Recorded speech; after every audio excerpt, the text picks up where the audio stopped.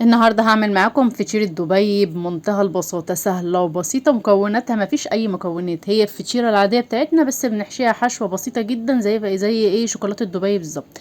اول حاجة هجيب معايا ايه الكنافة، هطلعها من الفريزر وطبعا هفرولها كده بايديا او في الكبة زي ما يعجبك. وهبدأ انزل عليها بحبة كده ايه سكر، معلقة او معلقتين، وهنزل عليهم بزبدة او سمنة. فانا نزلت عندي الزبدة لان الزبدة بتكون خفيفة في الاكل وفي الطعم. هبدأ اقلبها كده وانزلها على النار، واول ما تبقى تدي لون ذهبي كده خفيف هنزل عليها بالحليب المحلى المكثف اللي انا كنت عاملاه معاكم الوصفه اللي فاتت في الوصفات، وطلع معايا في منتهى الجمال، طعمه بجد حلو قوي. لو مش متوفر عندك صوص البستاشيو مش لازم، ممكن تعمليه زي ما انا بعملها كده بالظبط، عشان صوص البستاشيو طبعا بيبقى ايه غالي على الناس. هنزل بقى بكوبايتين ونص دقيق، عليهم معلقه كبيره سكر، وطبعا رشه ملح، وهنزل عليهم بكوبايه ميه.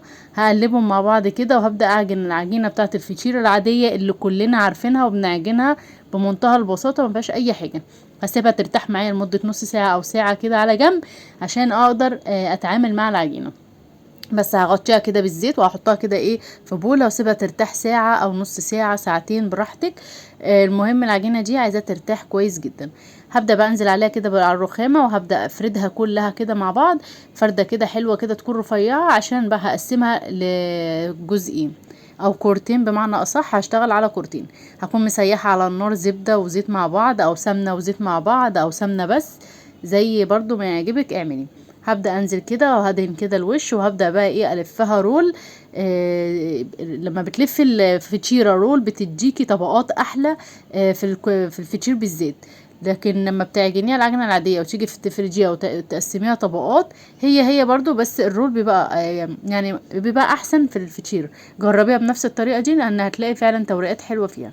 بس هقسمها كده جزئين زي ما انتوا شفتوا بنفس الطريقه، واسيبها ترتاح على جنب 10 دقايق. هبدا اخد اول كوره هفردها بقى كده فرد مستطيل، عشان احط الحشوه في النص. هحط الحشوه اللي انا عملتها بتاعت الكنافه حليب المحلى المكثف. هنزل كده بجزء من الكميه، وهعملها زي ما انت شايفه كده بنفس الطريقه، هتشتغل بنفس الخطوات. وهكون مجهزه معايا صاج او صينيه، وهحط فيه الفطير زي ما انتم شايفين، وادخله الفرن على درجه حراره عاليه. واول ما يطلع من الفرن هدهن بس الوش بتاعه كده بالزبده كده، وهبدا بقى ايه هوريهولكم من جوه. هو بيبقى شكله تحفه، وطعمه كمان بيبقى جميل جدا. طبعا الوصفه دي اول مره تنزل على السوشيال ميديا، فعايزاكم تجربوها لانها بجد هتعجبكم جدا، ومن احلى الوصفات اللي عملت فيها فعلا الفطير، فطير دبي. جميله جدا، حشوتها حلوه قوي وطعمها حلو قوي، ميكس الكنافه مع الفطير عاطي طعم حلو قوي قوي. جربوها وقولي رايكم فيها في التعليق.